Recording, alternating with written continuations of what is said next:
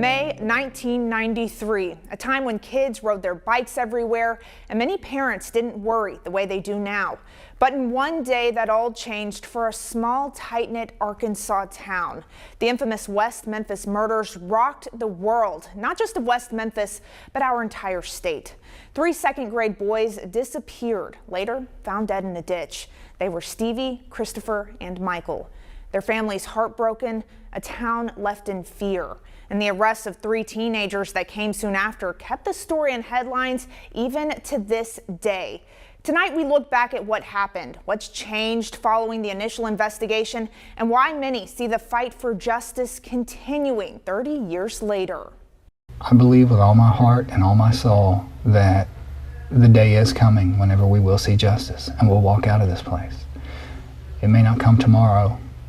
It may not come on September 30th, but it will come. That was 13 years ago. Damian Echols was on death row. Jason Baldwin and Jesse Miskelly serving life in prison for the deaths of 3 West Memphis boys. Get them out of the way of the van! From the beginning, the trio maintained their innocence. Lonnie Sowery, a member of Damian's legal team, recounts the initial trial. There was no evidence, absolutely no evidence linking them to the crime.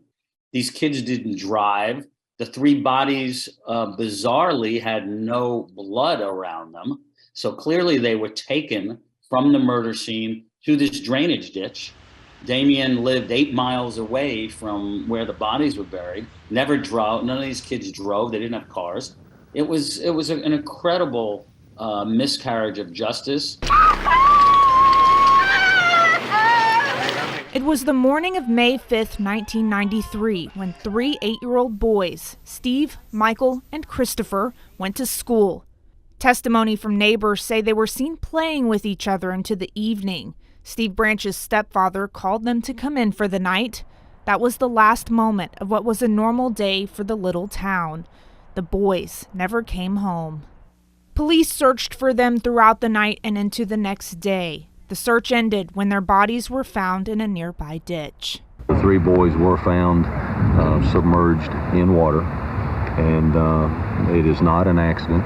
They did not slip off in it. We do have 3 homicide victims. The community shocked that something like this could happen. It scares me that people could be that mean and kill kids just like that. I can't even see how can somebody would do something like that, because for a fact, I feel like if it was my kid, I'd kill him.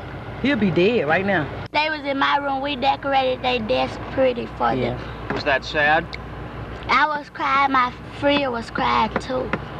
Were they friends of yours? Steve helped me with my homework. It wasn't long before police pinpointed their suspects. 3 local teens known to law enforcement for petty crimes: Damian Echols, Jason Baldwin, and Jesse Miskelly. They went around, and Damian Echols was a local kid who had some minor trouble, was dressed in black, and they targeted him. And one of the youth officers who had some run-ins with Damian at the crime scene declared this must be the work of Damian Echols. The 3 were found guilty of the murders. Miskelly and Baldwin were sentenced to life in prison. Echols would be sent to death row. It was behind bars where they would spend the next 18 years and 78 days, trying to be heard again in front of a judge. They did get that request, the attorneys stating there were strong doubts of evidence pointing to them as the killers. The prosecutor and attorneys of the West Memphis 3 made a deal called an Alford plea. I hope and pray that they have become rehabilitated, allowing the 3 to plead guilty and still maintain their innocence. The hardest part was taking the Alford plea, knowing that the state was not going to pursue justice and not going to pursue who killed the kids. I know to the core of my soul that the only reason the state did not murder me and sweep this case under the rug was because people all over the world were paying attention to it. Now, the fight to clear their names didn't end there, and we'll take a closer look at that in a bit. But the clamor over the West Memphis 3's case came at a unique time in history. The internet was in its fledgling years, something that helped fuel discussion of the story nationwide in a way not really seen before. The case would also become the focus of a documentary, which raised questions about the verdict.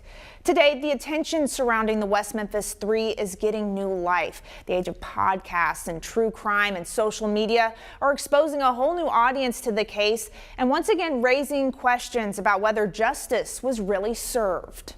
There are people who weren't alive in 1993 who are on TikTok or on social media and learning about it now and saying, what is going on here? The 90s, full of grunge and counterculture,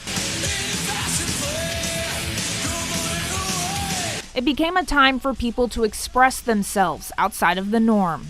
When people say it could have been me, they don't mean like I looked and dressed the same. Sometimes, absolutely. It's such a basic through line and I'm innocent. Like there's no evidence here. That's why it could have been any of us. 3 years after the murders in West Memphis, a new documentary would take an in-depth look at the case which captivated the country. I didn't kill those 3 little boys. Paradise Lost, the child murders at Robin Hood Hills, showcased several issues in the case that created doubt in the evidence. So much so, the trial became a national phenomenon. Now fast forward to 2007 and the Free the West Memphis 3 movement. It revived interest, seeing support from celebrities like Natalie Maines of the Chicks. All of this adding to the attention. When you're putting someone to death, you have to be 100% sure. And there is loads and loads of doubt. Now, decades later, we're seeing a resurgence of curiosity surrounding the case. Jillian Pensavalle is the creator of the True Crime Obsessed podcast. It's cases like the West Memphis 3 that made her want to bring attention to how the justice system can be flawed. It was so shocking. It's one of those things where you realize like, oh, the system is completely broken. Thousands of people tune in to listen to each episode, bringing new attention and a new audience to the West Memphis 3 story. If I have a platform, I want to use it for good. And in my show, we take big cases and we cover each week a very small element of the case. And then, 100,000 people or more in our audience dig into those files, give me feedback. Bob Ruff is the creator and host of the Truth and Justice podcast. He's done multiple seasons on the West Memphis 3 case. For him, it's about trying to find the missing piece that would clear the names of Damien, Jesse, and Jason. They kind of become high profile because people like me and other podcasters and documentarians cover them. But the reason they become newsworthy is because the district attorneys won't allow anyone to find the truth. With these podcasts and the ability to have information at your fingertips, there's a global revival happening to find out what happened to Steve, Christopher, and Michael, and finally close what some say is an unfinished investigation. For people like Bob, they won't stop until the case is solved. We're fighting hard to fix mistakes from the past, but the other thing that we're trying to do is to prevent mistakes in the future. It wasn't just new attention to the case that brought about new life, but in a major turn, the discovery of evidence that could lead to new information. But the push to have that evidence retested with new technology sparked a whole new court battle, bringing us to a fight that's still ongoing today. We're looking for the real killers. It's not only to exonerate Damien, Jason, and Jesse, but find the real killers. Lonnie Sowery is part of Damien Echols' legal team. In 2021, they finally got the chance to move the case forward with new hope. Echols' team combed through evidence that the state had previously told them was destroyed in a fire. We went into the police department and found the evidence packaged, beautifully packaged, preserved, in excellent condition. The hope that this evidence could be retested to show who was at the crime scene and who possibly killed Steve, Christopher, and Michael all those years ago. We found the ligatures that we were looking for, and we assumed once we found this that the prosecutor would allow us to retest it. Ligatures used to tie up the boys during the crime, in this case shoelaces, that could be tested with new technology to uncover DNA that couldn't be found before. The new technology, an MVAC machine that can extract DNA in smaller amounts. Eccles' attorneys say former prosecutor Scott Ellington with the state judicial district told them that if new evidence was uncovered, they would be able to retest it. But by the time of the discovery, Ellington was no longer the prosecutor, and the new one wasn't so willing to allow that. So Eccles and his team went to court again, fighting to get evidence retested. In June 2022, the judge said no, ruling that their petition did not apply to Eccles because he is not in state custody. Eccles and Jason Baldwin, one of the other West Memphis three, disappointed with the decision. We have a way in our hands where they can see who killed those children, and they're refusing to do anything about it. To test the evidence, to find who committed this crime, not only solves the case, but it begins real healing for us and all of our families. So now Eccles finds himself in a familiar situation, one he had to do years ago when pleading his innocence to be freed from prison, going before the Arkansas State Supreme Court to have them rule on whether he can proceed. So now it's up to the Arkansas Supreme Court to decide whether to hear the case.